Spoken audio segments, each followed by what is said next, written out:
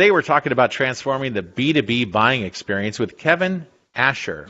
Kevin Asher is a sales and marketing expert with over 20 years of experience in leading high-performance teams. He helps companies win by modernizing their sales force with technology and technique so they can become more awesome. Hello, Kevin.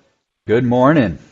Welcome back. Let's talk about theme number 13. We had a great meeting, so why aren't they returning my calls, right?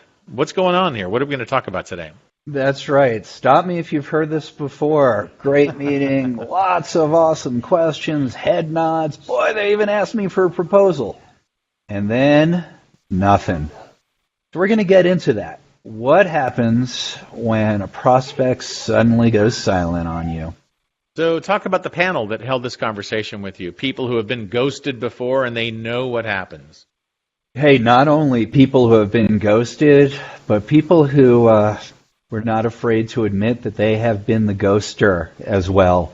So one of the things that's been great about this international, multidisciplinary, multi-industry panel is that we've got a variety of opinions and perspectives. So it's great to hear not only from those who have been the ghostees, but the ghosters as well. So in your executive summary, you sort of talk about just the general idea of being ghosted by a client. That's right. So we're going to talk in a moment about why it happens in the first place, how you could prevent this from happening, which is obviously where we want to be. Oh, but even for those where it has happened, and you can still do everything right and still have this happen. So we're going to talk about some tactics to counterbalance and get sales opportunities back on track. So this kind of reminds me of the book, He's Just Not That Into You. You got a great date, all of a sudden he's just not returning your call. And that's what we're going to get into in key point number 1, right? Why do prospects go dark? That's right. So a lot of great explanations and summaries here on this slide. Let me just sort of boil it down to a few key themes here in point number 1. So first of all, in many cases, it's not them, it's you. So the it's you is that you misunderstood what was happening the whole time. It could be, like Sandy said, you're not really speaking to a decision maker. You're speaking to a data collector, and you weren't savvy enough to know the difference.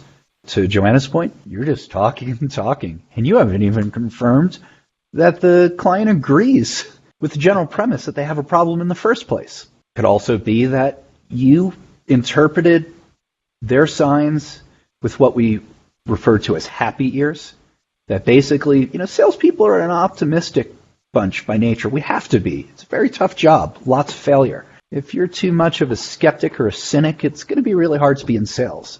But the downside to being too much of an optimist is that you're going to always look for every silver lining and not have the critical detachment to really understand, are we in sync here? Is there a need? Does the client place this as a priority? So again, key point number 1, lots of different reasons. But ultimately, the reason why I say most of the time it's you, it's not them, is because you can only control you in your actions. Can't control them. So again, like I said, you could do everything right, still be ghosted.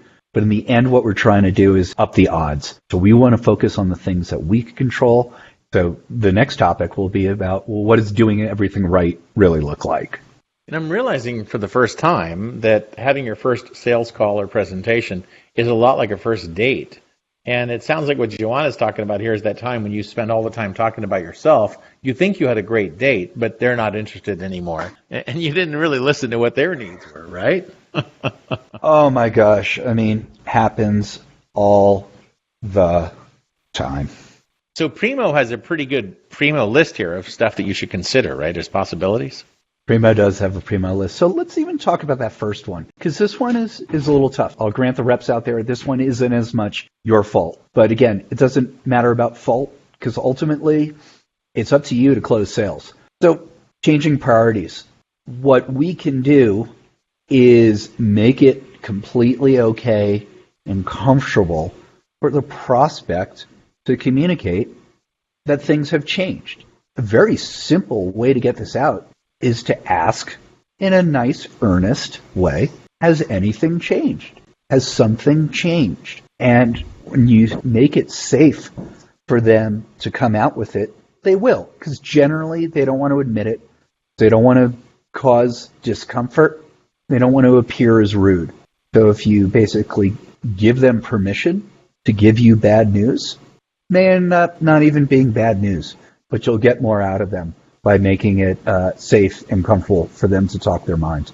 So the other point, busy and rude, I try and guide sellers away from using negative labels like that, about rude.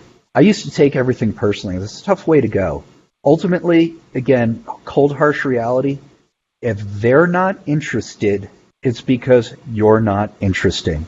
And I'm sorry to break that to you, but ultimately everybody's busy, so it's up to us to make sure that we are identifying top priorities that have business impact that the decision makers care about, and to focus in on that. And if you do that, they will find time for you.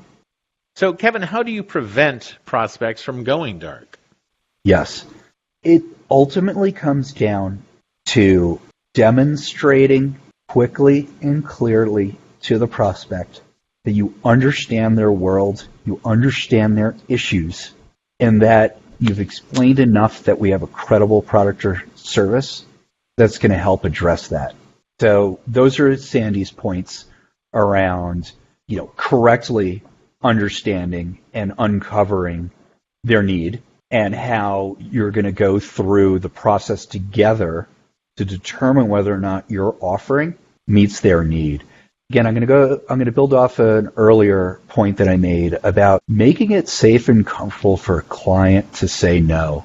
Clients are so used to salespeople trying to get them to say yes. We want them to know that saying no is okay. Right. And generally, the more that you let them be able to say no, the more that you'll get them to open up and draw you in. So Sandy also brings up the point about checklist. Make sure that we're talking to someone who's going to match the profile of who we know we could help.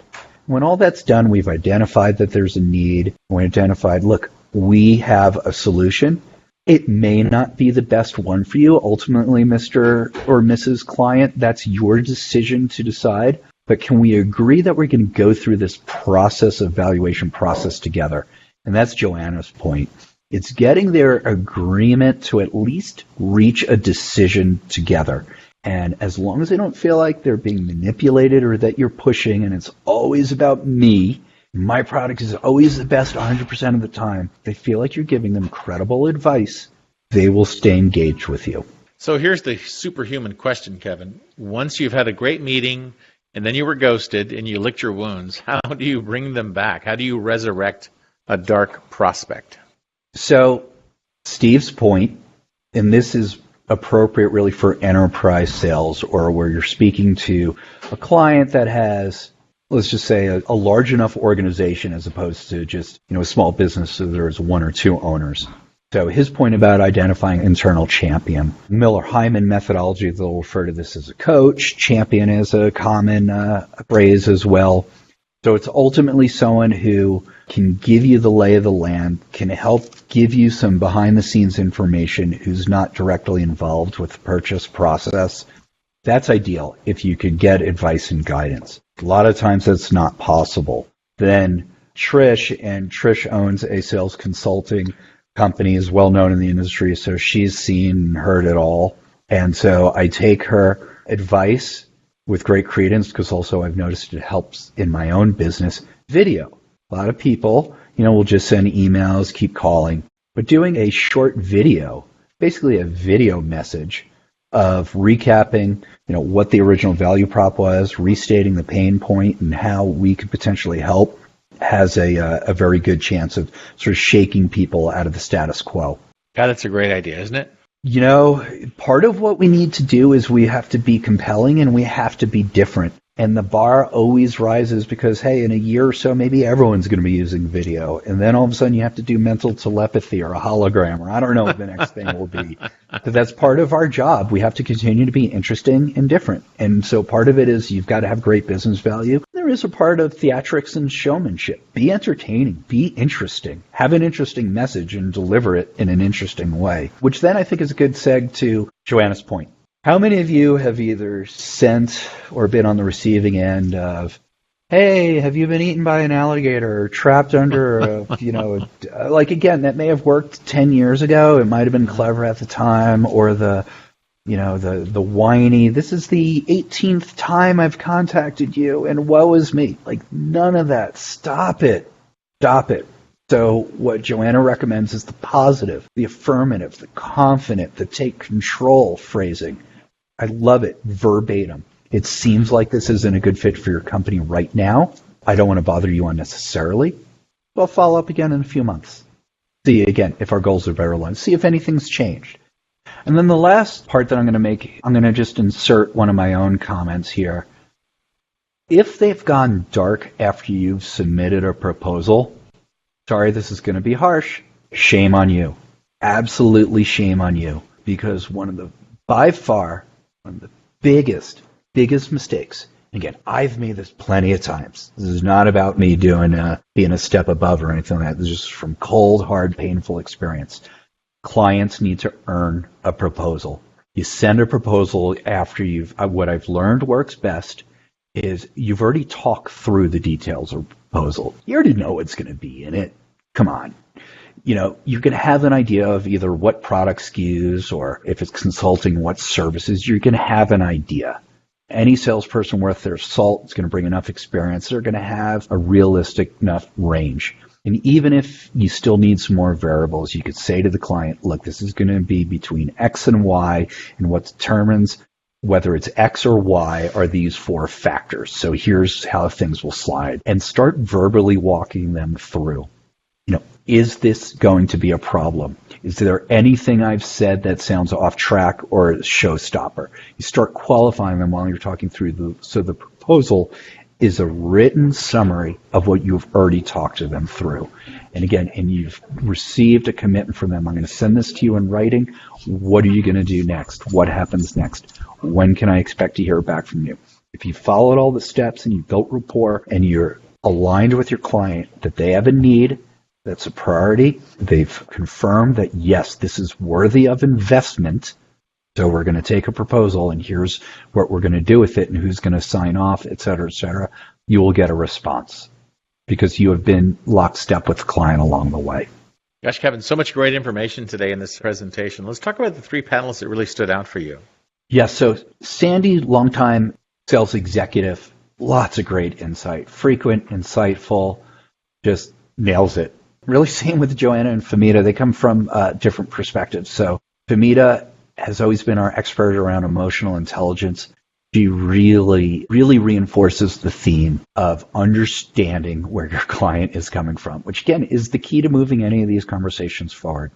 No one likes to be talked at by some slap-happy salesperson who's just trying to push product. And then Joanna, she's sharing what seems like in real time, her wins and her challenges. So I feel like Joanna's like, hey, panel, this worked really well for me. Again, I've learned this from painful experience and just really grateful that all 3 of them are frequent and very insightful contributors. What a great presentation today, Kevin. Thank you so much. This has been so informative. Kevin Asher, a sales and marketing expert with over 20 years of experience leading high-performing teams. He helps companies win by modernizing their sales force with technology and technique to become more awesome. And Kevin, I hope we speak again. Thank you very much, Gene. Really enjoyed this conversation.